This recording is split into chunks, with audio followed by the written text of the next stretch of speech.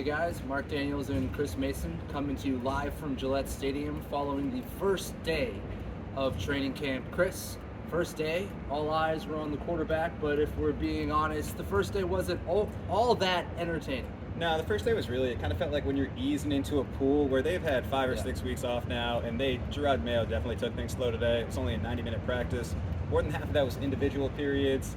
And in competitive periods, we didn't even see a ton of reps for the quarterbacks. I think it was about a dozen each. Jacoby had a couple more than Drake, but not a ton to glean, I think, right off the bat from the quarterbacks today. No, Jacoby Brissett went 10 to 13 overall. Drake May went 6 to 10. Essentially, the biggest takeaway for the quarterbacks, Jacoby Brissett still looks like the starter, and Drake May still looks like the number 2 overall pick, number 3 overall pick, who looks like the number 2 quarterback on the Patriots depth chart. Caught myself there. But Drake May, Chris, did have a part in, I'd say, the biggest play of the day was an awesome deep ball to Jalen Reagor. Yep, it was deep down the right sideline, probably about 40 yards with Jalen Reagor tight-roping the sideline. He made a great one-handed catch.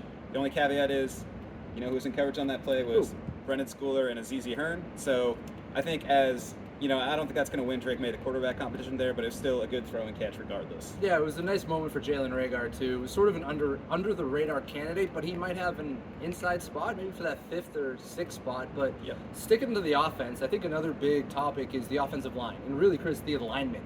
And I thought a big takeaway from minicamp was the Patriots moved Mike Uwenu from right tackle to right guard, and today that was the same thing. But actually, what surprised me was who was that right tackle. Right. We had a new right tackle today, and that was Calvin Anderson, who's kind of flown under the radar here as somebody that was expected to contribute last year, had malaria, really nasty complications from that, and it cost him most of the year. So he's someone that's flown under the radar quite a bit, but really could get himself into this tackle race right here.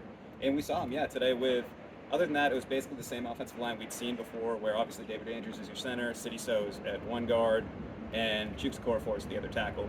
But Calvin Anderson popped up today, and that was a new development. Yeah, I thought that was a surprise. And then after practice, the biggest takeaway, the biggest news item was Matthew Judon. He finally spoke to the local media, and he talked about his contract. And Chris, he really talked. He was really honest.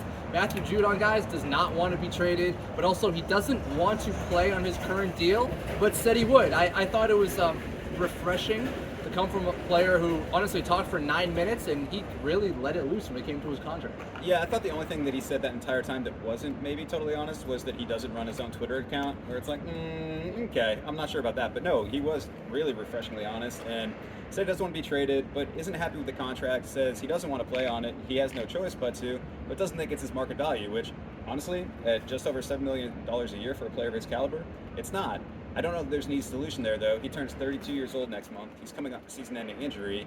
Would he be happy with more money this year as opposed to an extension, If they could give him, $5 million more, say, we'll pay you $12 million this year instead of $7 million, and then, we'll see how it goes. Maybe you hit free agency, maybe you don't. Would that be enough to make him happy, or does he want more years? That's the one thing at this point we don't really know what he wants. We'll say Matthew Judon said he wants to play and finish his career in New England, but that's not up to him, so we'll have to wait and see. But if you want to read more about Matthew Judon, please go to MassLive.com. You can read all our Patriots takeaways from today's first day of camp.